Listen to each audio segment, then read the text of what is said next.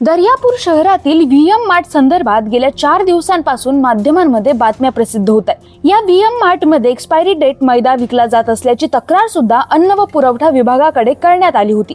त्या तक्रारीनंतर अन्न व पुरवठा विभागाच्या अधिकाऱ्यांनी काल सदर व्हीएम मार्ट मध्ये येऊन तपासणी केली। त्यानंतर आज व्हीएम मार्टच्या संचालिका पूनम पनपालिया यांनी माध्यमांशी बोलताना सांगितलं की आमच्याकडे असा कुठेही एक्सपायरी डेटचा माल विकला जात नाही, परंतु कर्मचारी यांना तो एक्सपायरी डेटचा माल कुठे ठेवायचा हे कळलं नाही व काही कर्मचाऱ्यांनी रॅकमध्ये मैद्याचे पाकिट ठेवून दिले व फ्रेश माल हा समोर ठेवला।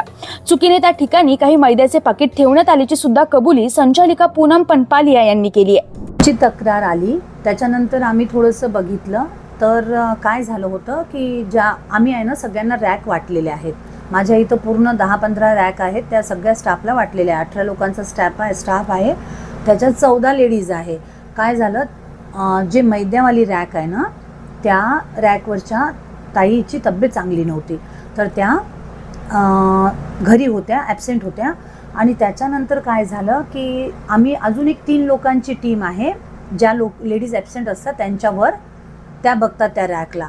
तर एक ताईंना माहीत नव्हतं की हे एक्सपायर झालेलं माल ठेवायचं कुठं आहे। त्यांनी काय केलं, त्याच्या फ्रेश मालच्या मागं एक्सपायर माल ठेवून दिला आणि खूप मोठी लाईन होती समोर, म्हणजे 2-3 दिवस तरी तो रवा मैदा पुरला असता, इतकी मोठी लाईन होती। पण काय झालं, ग्राहकांनी तो मागून काढून घेतला मैदा, तर तिथं होते 2-3 पॅकेट होते। तर त्याच्यामुळं आम्ही तो विकायचा आमचा मानसच नव्हता आणि खूपदा बोलले गेलेले एक्सपायर माल विकतो, तो आम्ही कधीच एक्सपायर माल विकला नाही। आमच्या इथं 18 तारखेला एक्सपायर होणार असले तर 16 तारखेलाच तो माझ्या टेबलवर येतो आणि आम्ही कंपनीचा रिटर्न करतो।